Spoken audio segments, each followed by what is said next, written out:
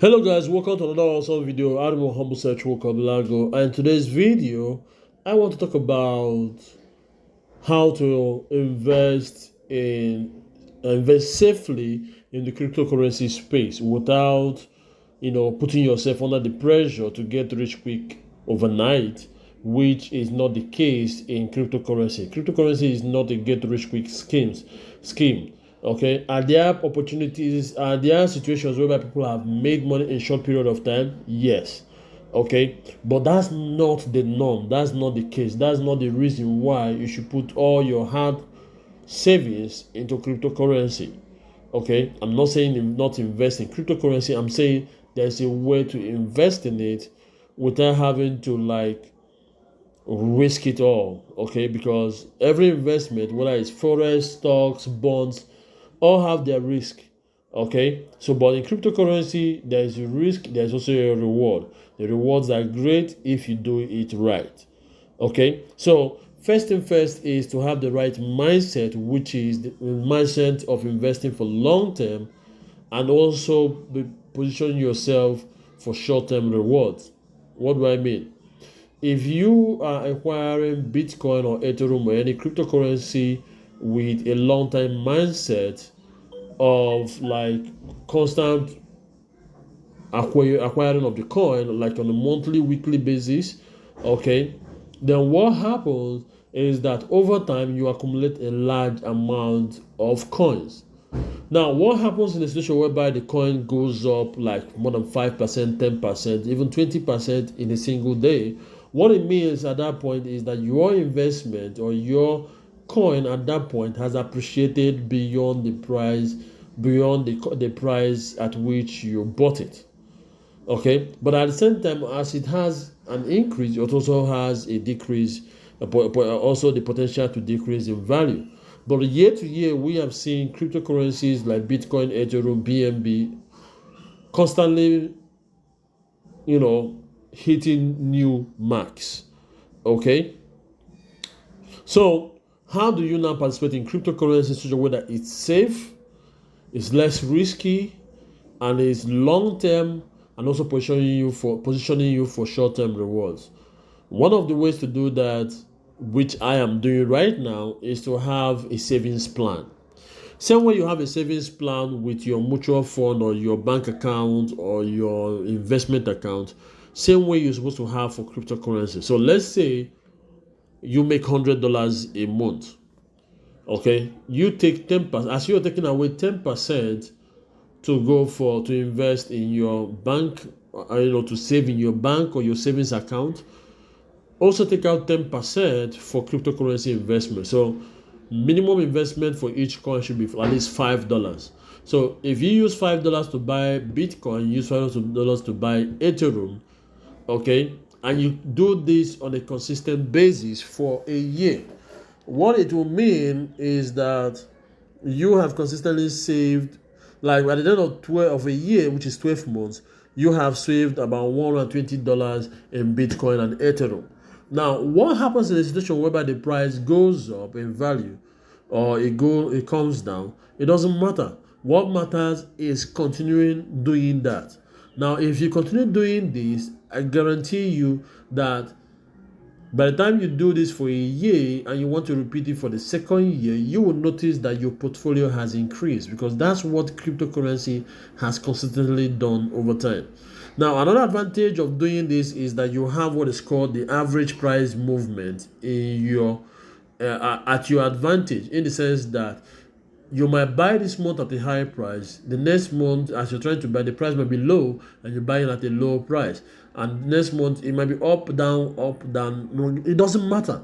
The most important that matters is that you are constantly acquiring the coin, because the time will come when the price of the coin will go up, like we've seen it shoot up like in 2017 and also this 2021. There is a time will come when it's going to shoot up like that, and you will be surprised how much you have made in such short period of time, or by just being disciplined in doing that.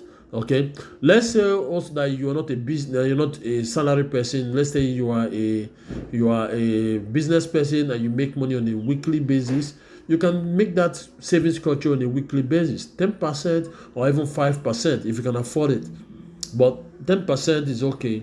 If you want to go above 10%, then make sure your income is consistent enough. But what I'm saying is something that is consistent, which is make sure that you have a savings plan that involves a 10% investment in crypto. Now, let's say you make like $1,000 in a month, and if you do 10%, 10% of $1,000 is